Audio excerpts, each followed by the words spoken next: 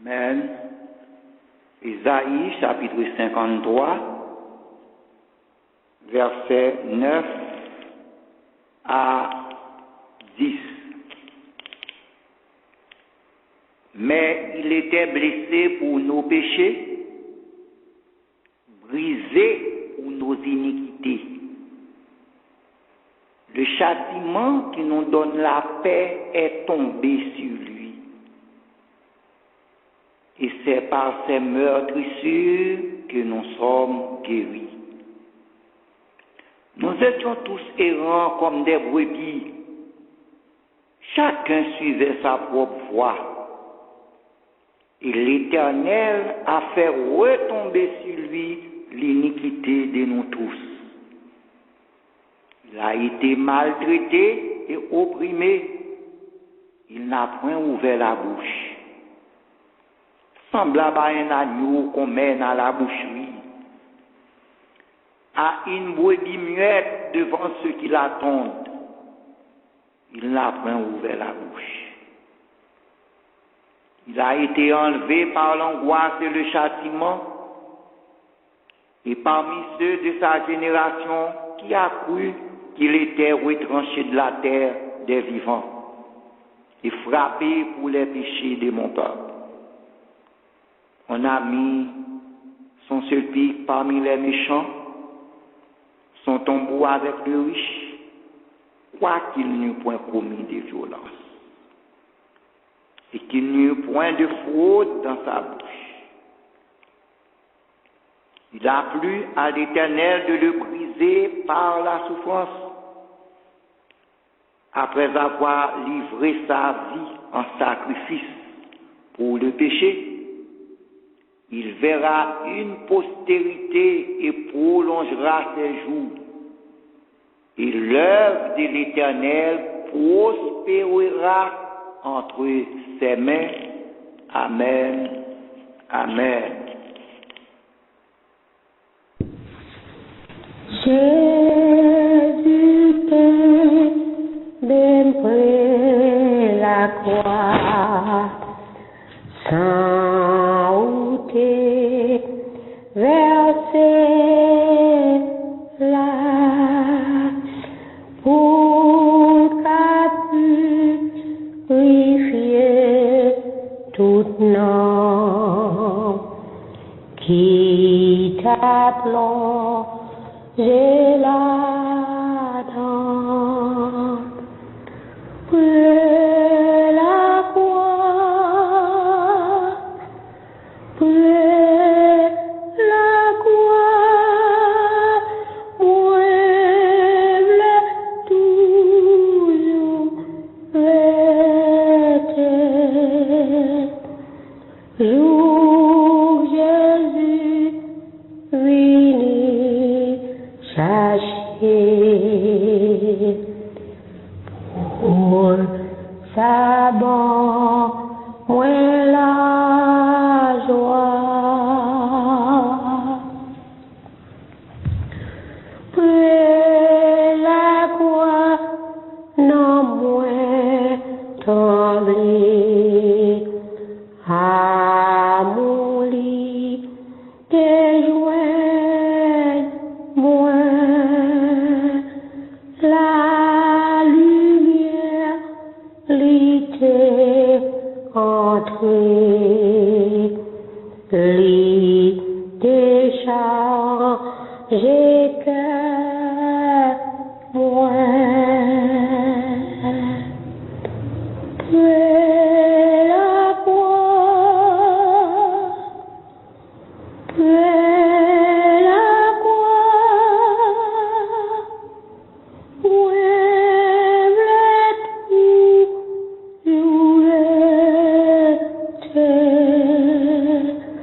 jour Jésus vini chercher pour sa mort, moi la joie.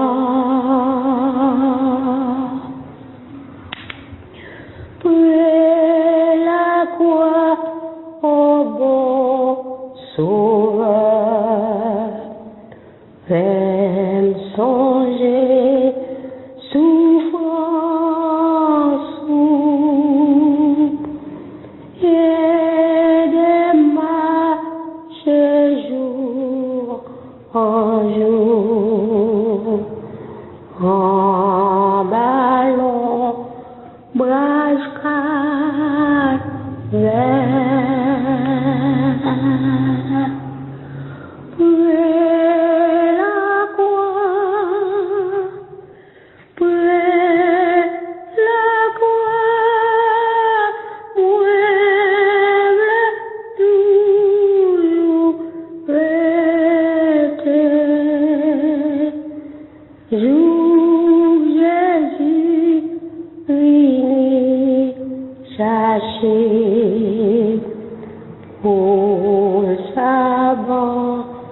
moi la joie.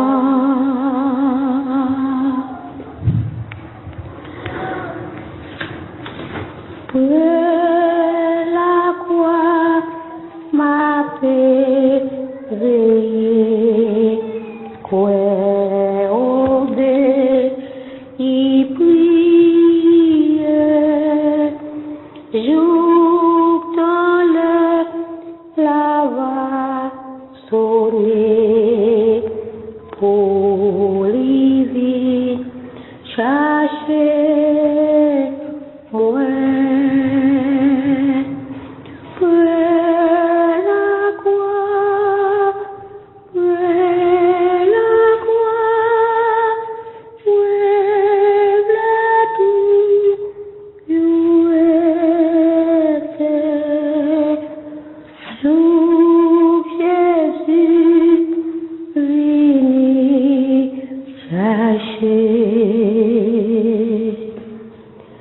Pour le sabbat, moi la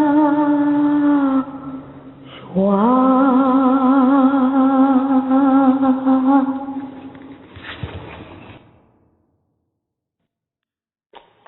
Seigneur, avec reconnaissance, nous nous présentons devant ta sainte majesté pour te dire merci pour tes bienfaits, pour les grâces que tu nous as comblées. Merci de nous avoir invités ce soir devant ton saint trône pour t'adorer en esprit et en vérité. Merci pour ce que tu es pour nous, pour ce que tu as fait pour nous. Merci pour la vie éternelle que nous avons en Jésus-Christ. Ce soir, nous commémorons les souffrances de Jésus pour nous et c'est avec reconnaissance que nous te disons merci de ce que tu as consenti, tout pour nous donner la vie éternelle. Tu as laissé la gloire, tu as laissé tout pour venir souffrir sur cette terre, pour nous donner la vie. Merci pour ton amour, merci pour tes bienfaits, merci pour l'espérance de la vie éternelle que nous avons trouvée en toi. Merci pour la croix. Seigneur, s'il y a la croix, il y aura aussi la résurrection. Merci pour la résurrection. Ce soir, nous t'invitons à prendre part, Seigneur, dans tout ce que nous allons faire. Bénis-nous ce soir et tout ce qui va être fait, soit pour ta gloire, pour ton honneur. Nous te disons merci. Merci pour tes servantes. Merci pour tes serviteurs ici présents. Oui, Seigneur, que ta présence soit manifeste parmi nous ce soir. Nous espérons en toi et fais-nous sentir ta présence. Oui, Seigneur, nous espérons que tu vas nous toucher. Oui, Seigneur, par ce qui va être fait. Que ton nom soit béni, que ton nom soit honoré, que ton nom soit glorifié. Nous te demandons toutes ces grâces, non en vertu de nos mérites, car nous n'en avons aucun, mais nous te prions par les mérites de ton Fils Jésus-Christ, lui qui vit et qui règne au siècle des siècles. Amen.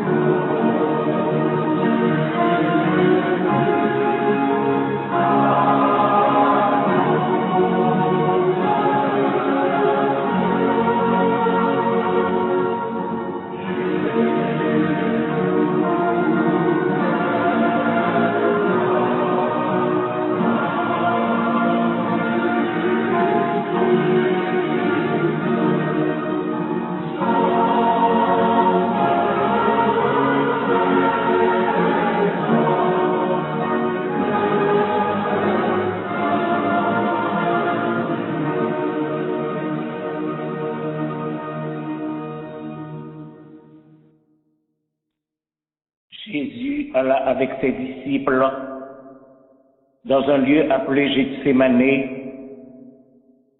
il leur dit, « Asseyez-vous ici pendant que je m'en irai là pour prier. » Et ayant pris avec lui Pierre, Jacques et Jean, il commença à être dans l'angoisse et il leur dit, « Mon âme est triste jusqu'à la mort. Demeurez ici et veillez avec moi. » Puis, étant allé un peu plus en avant, il se jeta le visage contre terre, priant et disant, « Mon Père, s'il est possible, que cette coupe passe loin de moi. Toutefois, non pas ce que je veux, mais ce que tu veux. » Il revint vers ses disciples et les trouva endormis. « Et quoi, dit-il à Pierre, tu dors? Est-il possible que vous ne puissiez veiller 1 heure avec moi? Veillez et priez, de peur que vous ne tombiez pas dans la tentation, car l'esprit est bien disposé, mais la chair est faible. » Il s'en alla encore pour la seconde fois et pria, disant, « Mon Père, s'il n'est pas possible que cette coupe passe loin de moi sans que je la boive, que ta volonté soit faite. » Et étant en agonie, il lui vint comme des gouttes de sang qui découlaient à terre. Puis, revenant à ses disciples, il les trouva encore endormis, car leurs yeux étaient appesantis. Les ayant laissés, il s'en alla encore et pria pour la 3e fois, disant les mêmes paroles. Et un ange lui apparut du ciel pour le fortifier. Alors, il retourna vers ses disciples et leur dit, « Vous dormez et vous vous reposez? Voici, l'heure est venue où le Fils de l'homme va être livré entre les mains des méchants. Allons, debout! Voici, celui qui me trahit s'approche. » Et comme il parlait encore, Judas, l'un des 12, apparut et avec lui une grande troupe armée d'épées et de bâtons. Celui qui le trahissait leur avait donné ce signal, « Celui que je baiserai, c'est lui. Saisissez-le. » S'approchant de Jésus, il lui dit, « Maître, je te salue. » Et il le baisa. Jésus lui dit, « Mon ami, que viens-tu faire ici? Trahis-tu le Fils de l'homme par un baiser? »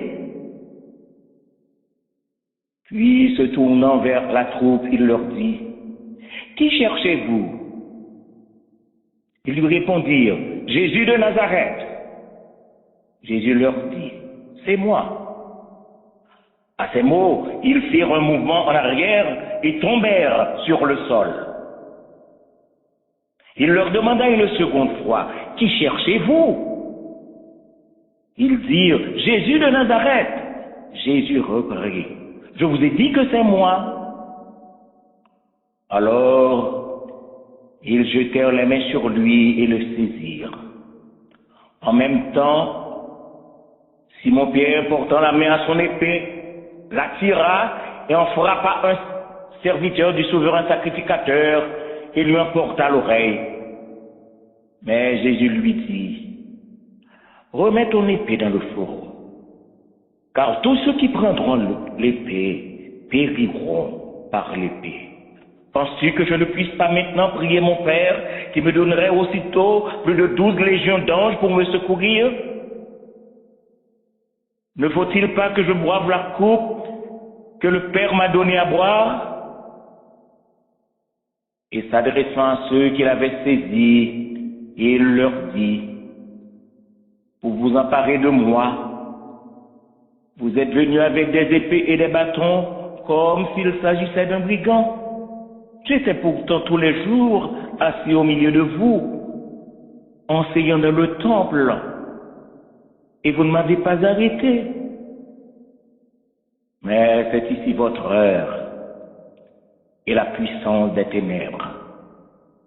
Alors, tous les disciples l'abandonnèrent et s'enfuirent.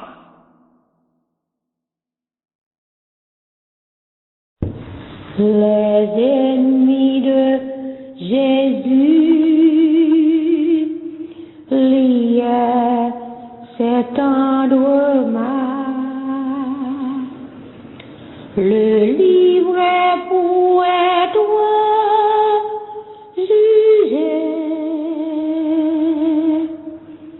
Ils crachaient au visage du seul et parfait saint,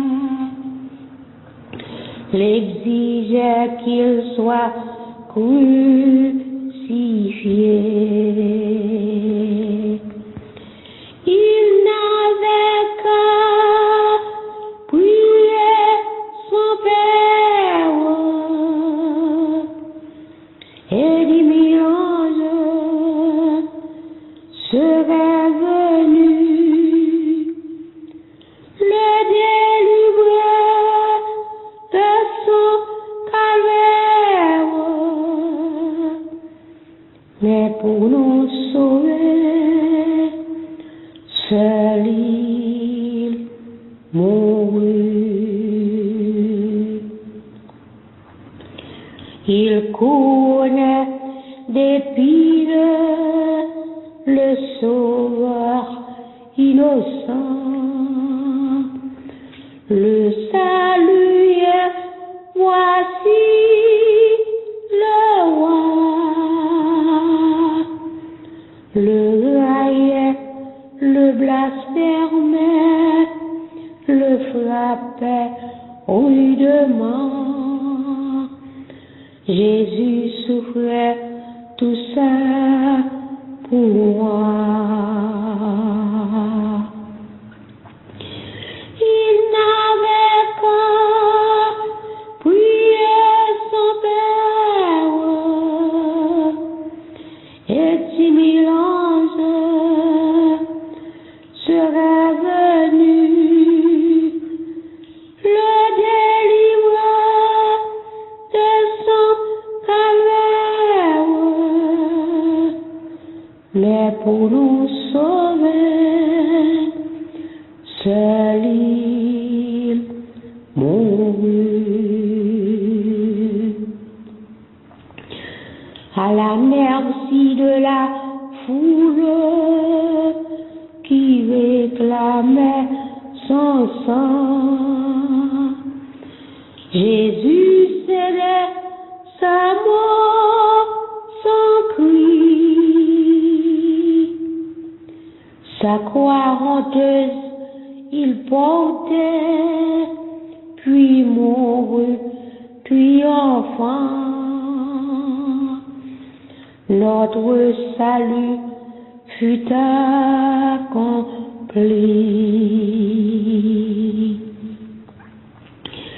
Il n'avait qu'à prier son Père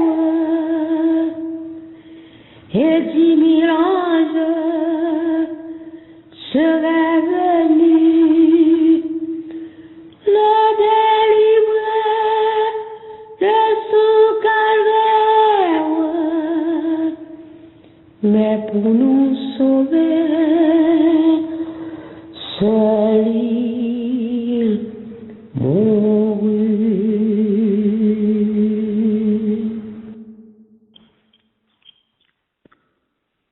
Les soldats lièrent Jésus et le menèrent d'abord chez Anne, le beau-père de Caïphe.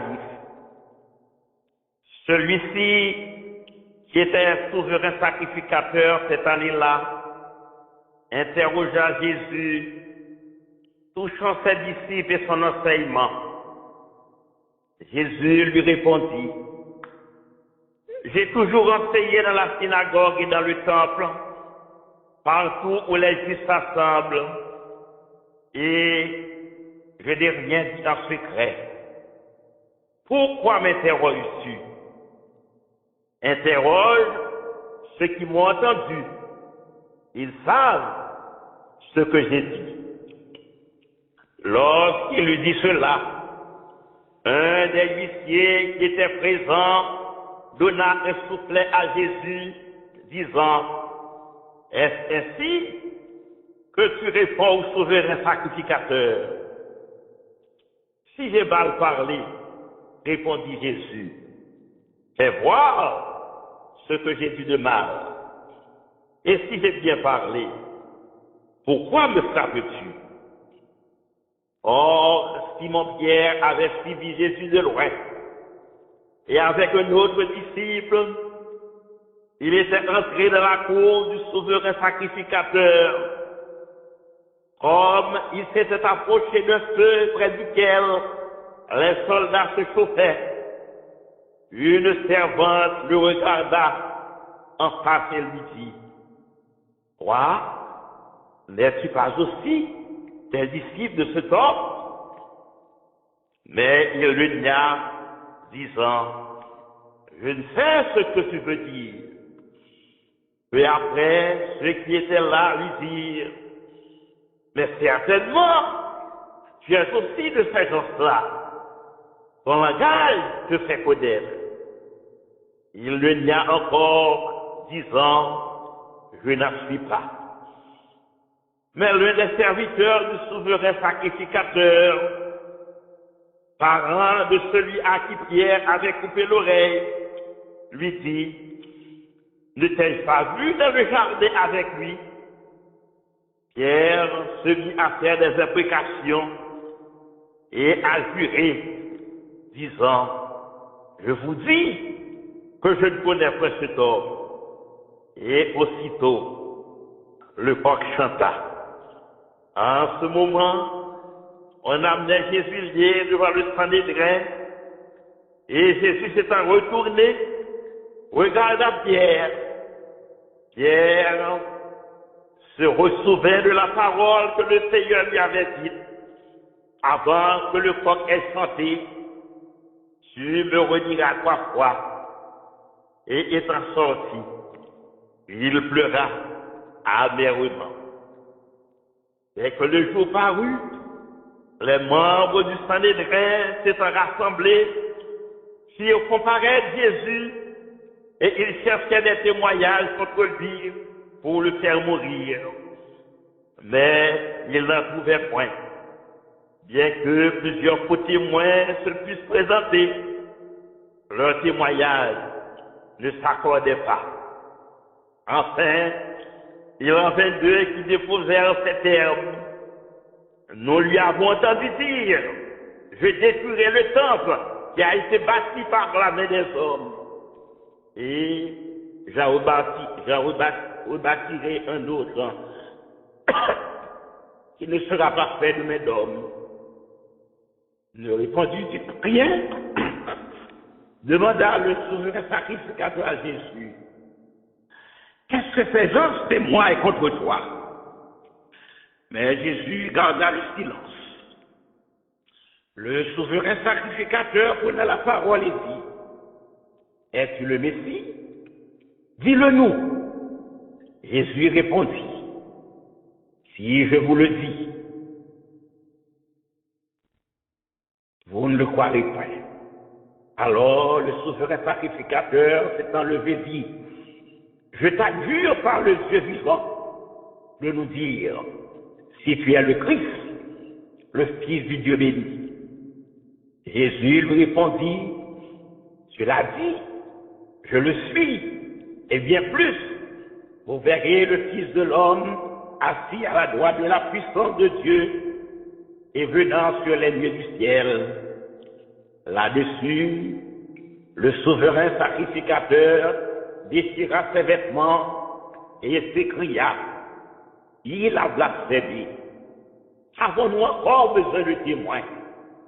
Que vous ensemble? » Ils répondirent, « Il est digne de mort. » Alors, quelques-uns lui crachaient au visage et lui donnèrent des soufflets. Ceux qui le gardaient se moquaient de lui et le frappaient. Lui bandant les yeux, ils lui donnaient des coups sur le visage, disant, « Devine qui t'a frappé. » Et il ajoutait à cela toutes sortes de blasphèmes et d'injures.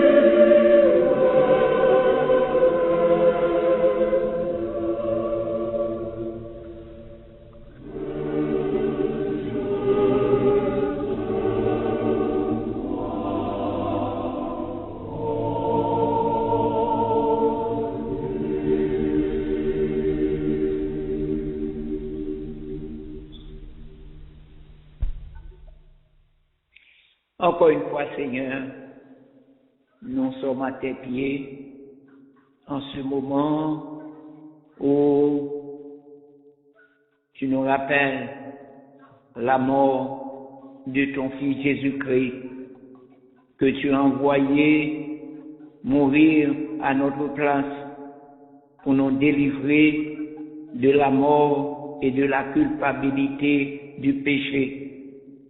Encore une fois, ce soir, nous sommes à tes pieds.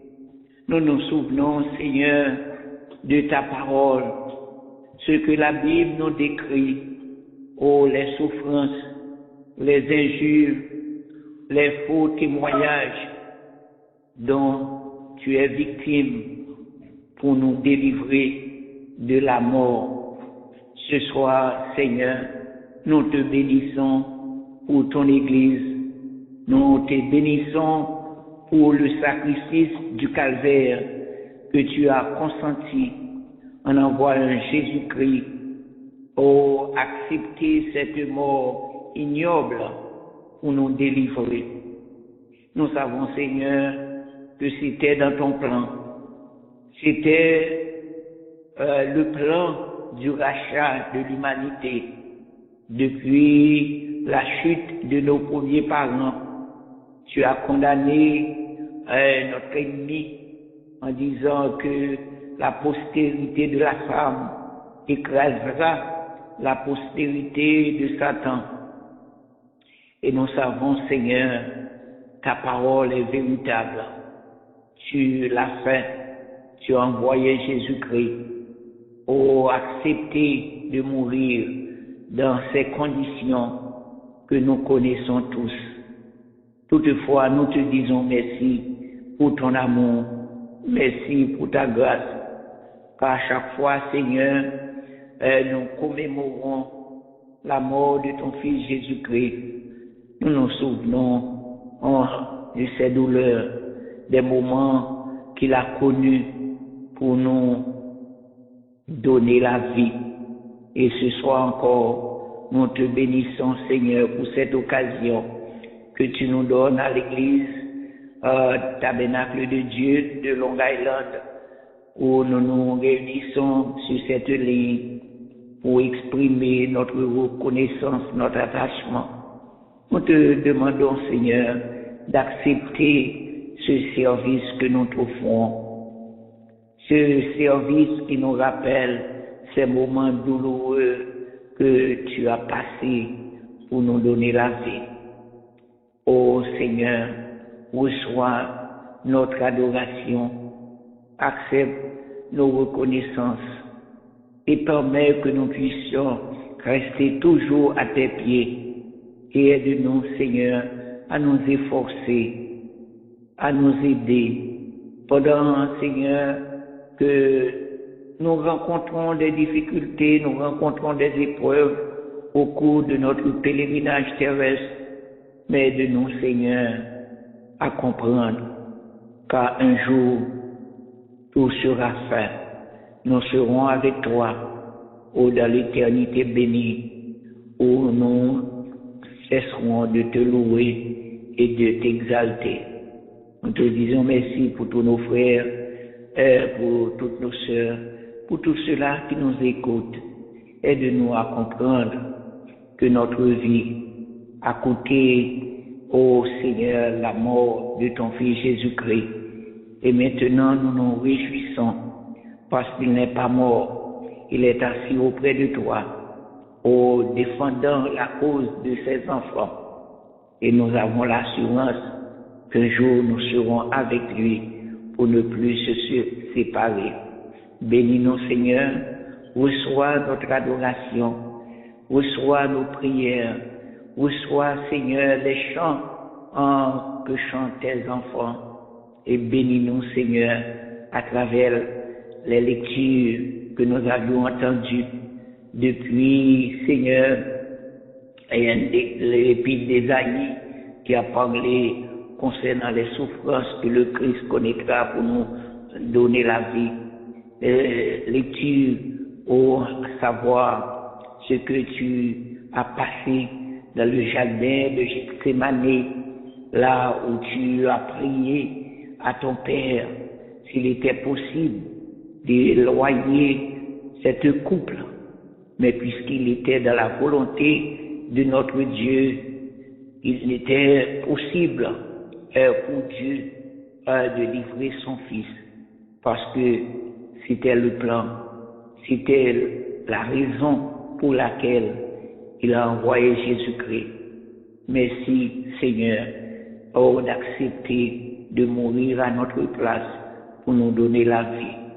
Et nous savons, Seigneur, que rien ne pourrait nous séparer, car nous consacrons toute notre vie à te suivre, à te louer, à t'exalter, et jusqu'à ce que nous puissions nous rencontrer face à face. Seigneur, accepte-nous, bénis-nous, bénis ce moment que nous allons passer ensemble. Permets que tout soit fait pour ta gloire et pour ton honneur. Nous te prions, non à cause de nos mérites, mais nous te prions au nom et par les seuls mérites de ton Fils Jésus-Christ. À lui seul soit gloire et honneur dès avant tous les temps, maintenant et jusqu'au grand matin de l'éternité. Amen.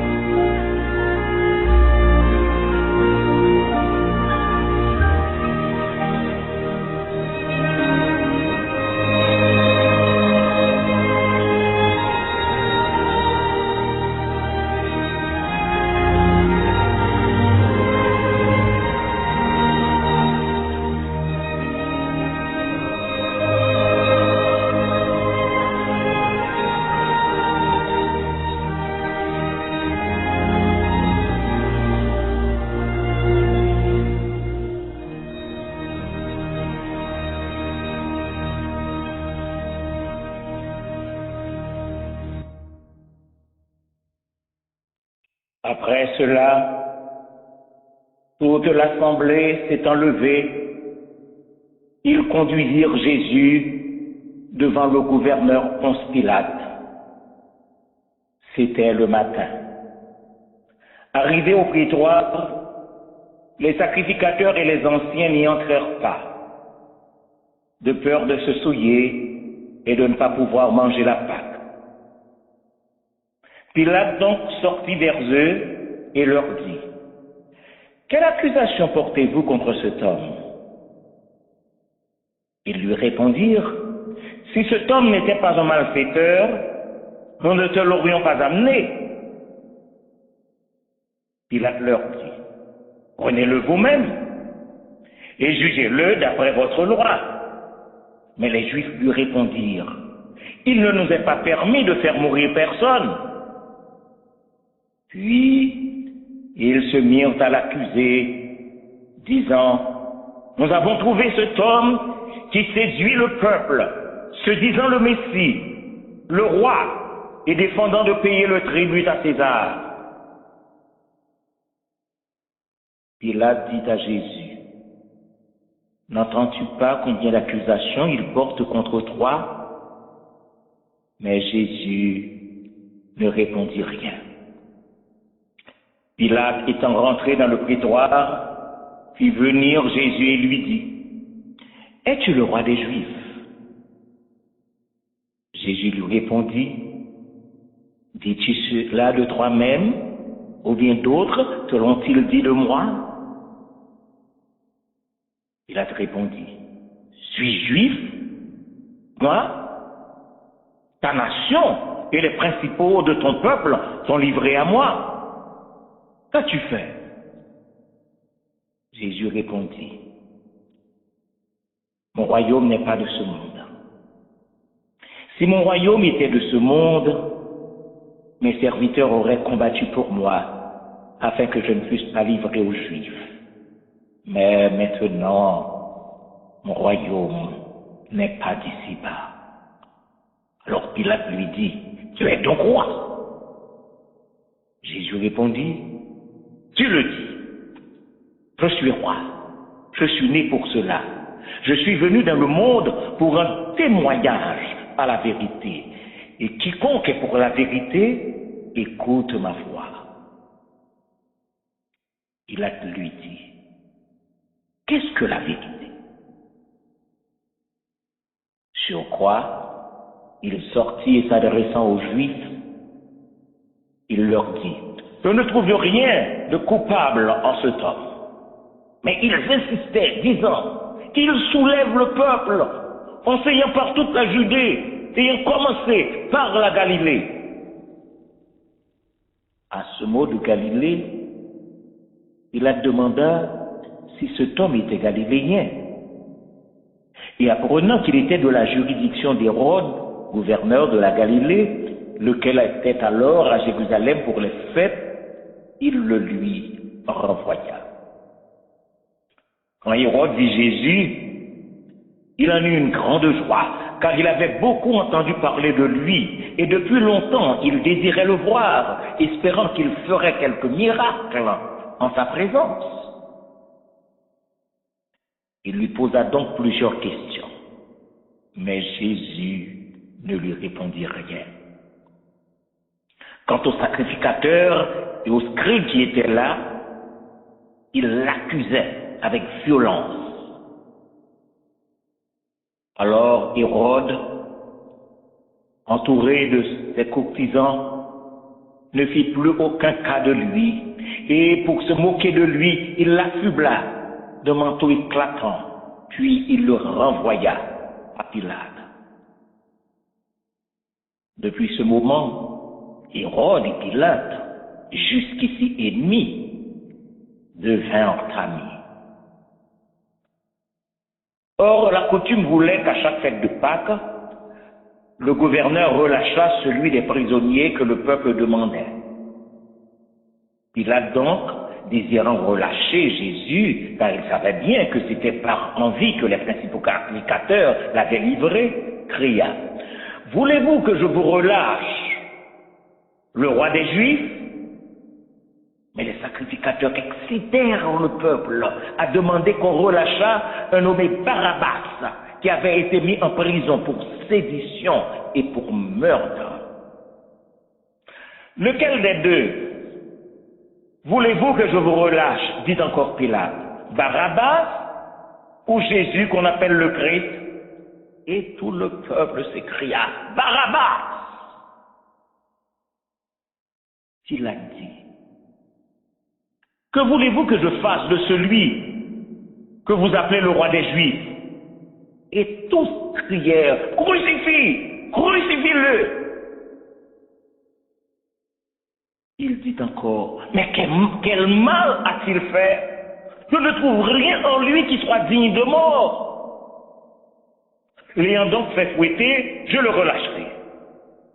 Sur quoi ils crièrent encore plus fort, non! Mais qu'il soit crucifié. Et les cris du peuple redoublaient, aussi bien que ceux des sacrificateurs. Cependant, Pilate prit Jésus et lui fit subir la flagellation. Puis les soldats tressèrent une couronne d'épines et la lui mirent sur la tête. Ils le vêtirent d'un manteau de pourpre, lui mirent un roseau dans la main droite et, s'agenouillant devant lui, ils se moquèrent en disant, « Nous te saluons, roi des Juifs. » Ils crachaient aussi contre lui, lui donnaient des soufflets, et prenant le roseau, ils lui frappaient la tête.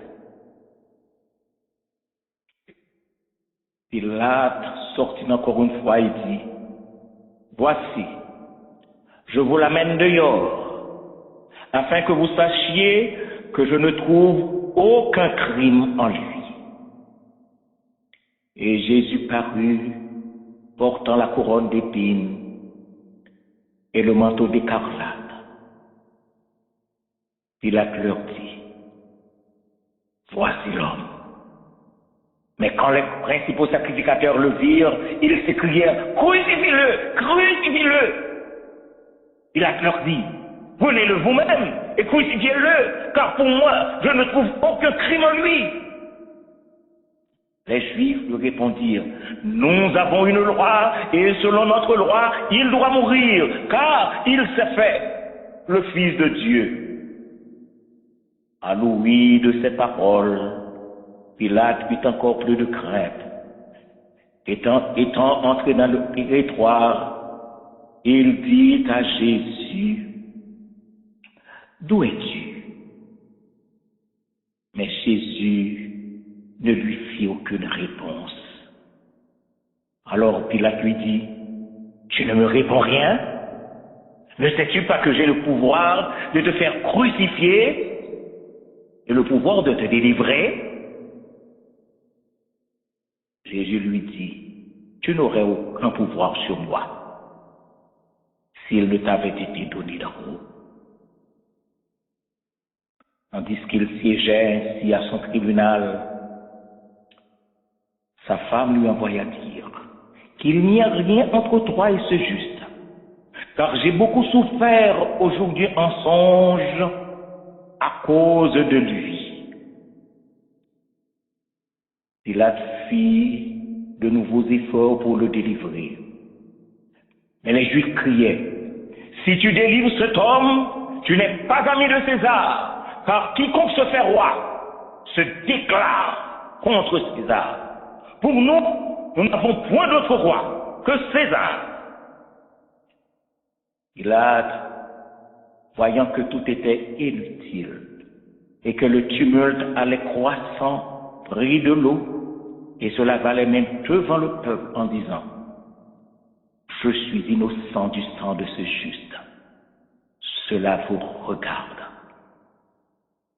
Le peuple répondit, « Que son sang retombe sur nous et sur nos enfants. » Alors, Pilate leur livra Jésus pour être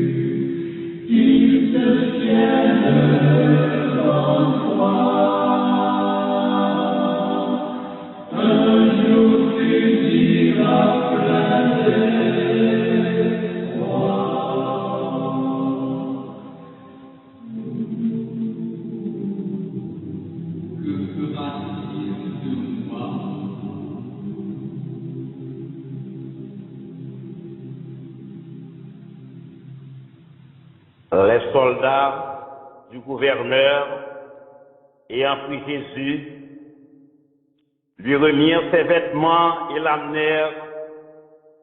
Jésus, portant lui-même sa croix, fut conduit hors de la ville. Comme il sortait, ils trouvèrent un homme de Cyrène, nommé Simon, qui revenait des champs, et ils le contraignirent à se charger de la croix pour la porter après Jésus. Or, une grande multitude de peuple le suivait, surtout des femmes qui se frappaient la poitrine et qui se lamentaient. Jésus, se tournant vers elles, leur dit: Filles de Jérusalem, ne pleurez pas sur moi, mais pleurez sur vous et sur vos enfants. Car voici les jours viennent où l'on dira: heureuses et stériles et celles qui n'ont pas enfanté. Alors, on se mettra à dire aux montagnes: tombez sur nous, et aux coteaux, couvrez-nous. Car si le bois vert est ainsi traité, qu'arrivera-t-il au bois sec? On menait aussi 2 autres hommes qui étaient des malfaiteurs pour les faire mourir avec lui. Arrivés au lieu appelé le Calvaire au Golgotha, c'est-à-dire la place du crâne. On présenta à Jésus du vin mêlé avec du fiel et de la myrrhe. Mais quand il en eut goûté, il n'en voulut point boire. On le crucifia là, avec les deux brigands, l'un à sa droite et l'autre à sa gauche, en sorte que cette parole de l'Écriture fut accomplie. Il a été mis au rang des malfaiteurs. Mais Jésus disait, Père, pardonne-leur, car ils ne savent pas ce qu'ils font. Or, le peuple se tenait là et regardait, et des gens qui passaient se mirent à dire, en hochant la tête, et toi qui détruis le temple, et qui le rebâtis en 3 jours, sauve-toi toi-même. Si tu es le Fils de Dieu, descends de la croix. De même, les principaux sacrificateurs, les scribes et les sénateurs disaient, il a sauvé les autres et il ne peut pas se sauver lui-même. Ah, le Christ, le roi d'Israël, qu'il descende maintenant de la croix et nous croirons en lui. Et il se confie en Dieu, que Dieu le délivre maintenant, s'il lui est agréable, car il a dit, je suis le Fils de Dieu. Et l'un des malfaiteurs qui était crucifié avec lui, l'outrageait aussi en disant, si tu es le Christ, sauve-toi toi-même, et nous avec toi. Mais son compagnon le reprenant lui dit, ne crains-tu pas Dieu, toi qui souffres le même supplice? Et pour nous, c'est justice, car nous subissons ce que nos crimes ont mérité. Mais celui-ci n'a fait aucun mal. Et s'adressant à Jésus, il lui dit, souviens-toi de moi, Seigneur, quand tu viendras de ton règne. Jésus lui répondit, en vérité, je te le dis, aujourd'hui, tu seras avec moi dans le paradis. Près de la croix se tenait la mère de Jésus et la sœur de sa mère, Marie, femme de Cléopas, et Marie-Madeleine. Jésus, voyant sa mère et près d'elle le disciple qu'il aimait, dit à sa mère, Mère, voilà ton fils. Puis il dit aux disciples, voilà ta mère. Et dès cette heure-là, le disciple a pris chez lui. Or, depuis la 6e jusqu'à la 9e heure, il y eut des ténèbres sur tout le pays. Et vers la 9e heure, Jésus cria d'une voix forte, Élie, Élie, lama sabachthani, c'est-à-dire, mon Dieu, pourquoi m'as-tu abandonné? Quelques-uns de ceux qui étaient présents, l'ayant entendu, disaient, voilà qu'il appelle Élie. Après cela, Jésus dit, j'ai soif. Il y avait là un vase plein de vinaigre. Ils emplirent donc le vinaigre d'une éponge et l'ayant fixé à une fille d'hysope, ils l'approchèrent de sa bouche. Quand Jésus y prit le vinaigre, il dit, tout est accompli. Puis, jetant un grand cri, il dit, Père, je remets mon esprit entre tes mains. Et baissant la tête, il expira. Au même moment, le voile du temple se déchira en deux, depuis le haut jusqu'en bas. La terre trembla, les rochers se fendirent, car le centenier et ceux qui étaient avec lui pour garder Jésus eurent vu ce tremblement de terre et ceux qui étaient arrivés. ils furent saisis d'une grande frayeur. Et le centenier s'écria, assurément, cet homme était le Fils de Dieu. Et tout le peuple s'en retournait en se frappant la poitrine.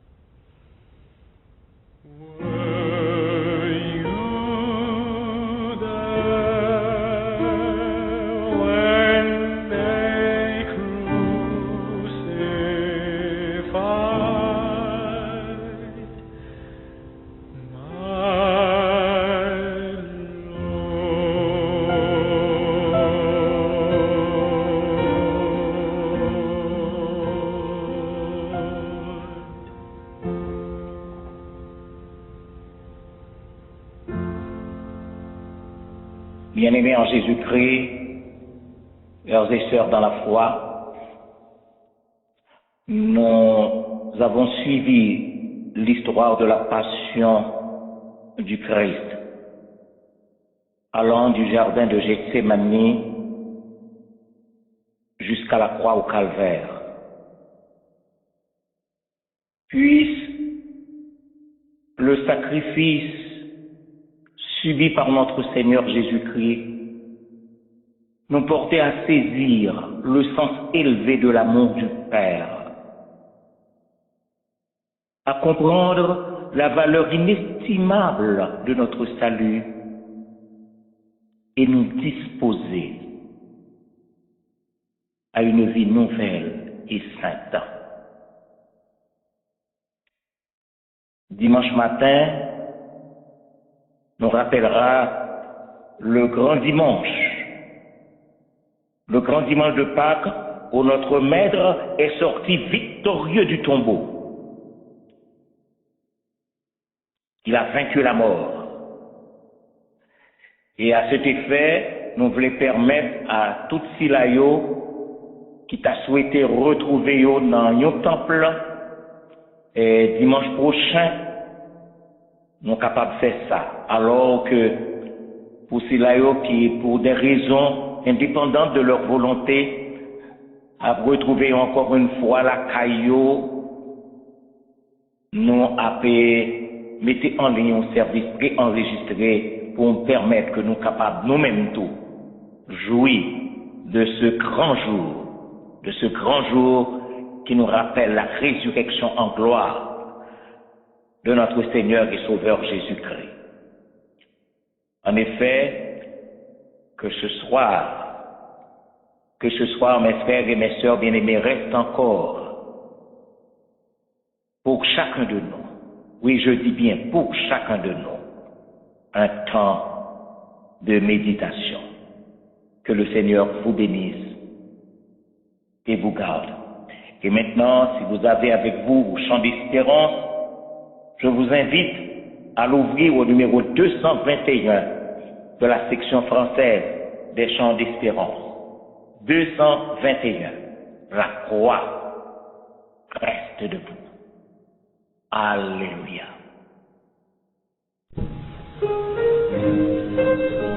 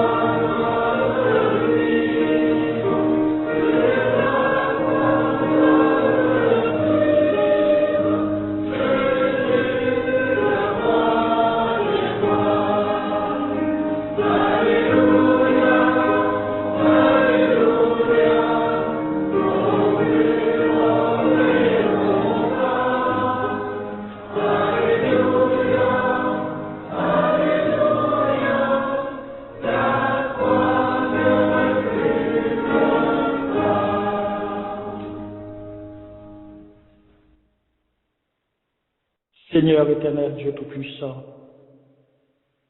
toi qui nous reçois par grâce, amour et miséricorde devant ton trône béni, nous sommes reconnaissants ce soir devant le grand projet que tu as réalisé en faveur de l'humanité. Tu nous as donné, cher Seigneur, la croix, un lieu de souffrance, de douleur, est devenu par complaisance pour tes enfants une scène d'amour, un tableau pittoresque qui peint une réalité féconde. Ce diorama, Père Saint, présente à la fois un monde qui finit avec la mort et un autre qui commence avec la vie en Jésus-Christ, ton Fils bien-aimé. Permets, ô Père, de tes compassions, que nous comprenions chaque jour ce sacrifice vivant qui nous a fait tes enfants d'adoption, et donne aussi aux autres l'occasion, la clairvoyance d'en faire le meilleur choix. Bénis en abondance ton Église, lave-nous encore dans le même sang versé à Golgotha, pour que nous soyons à tes yeux saints et purs. C'est notre prière, notre ambition, notre souci, notre rêve d'or, caché en celui qui se dit toujours le rejetant, le dernier reste de David. À lui soit la gloire, au siècle des siècles. Amen.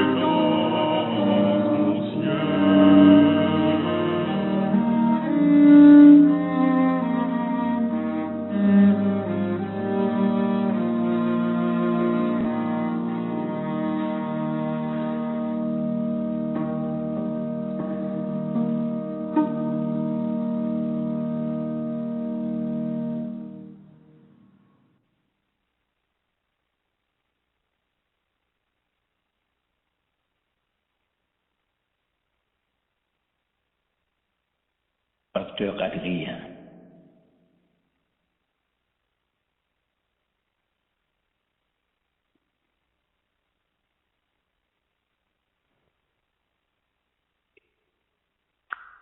Mes frères, mes sœurs bien-aimés, recevons la bénédiction.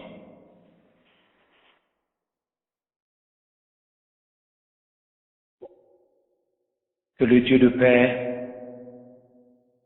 qui a ramené d'entre les morts le grand pasteur des brebis, par le sang d'une alliance éternelle, notre Seigneur Jésus, nous rende capables de toute bonne œuvre pour l'accomplissement de sa volonté. Qu'il fasse en nous ce qui lui est agréable, par Jésus-Christ, auquel sera la gloire, maintenant et au siècle des siècles. Amen. Bonne nuit à chacun de vous, que le Seigneur vous bénisse et qu'il vous garde.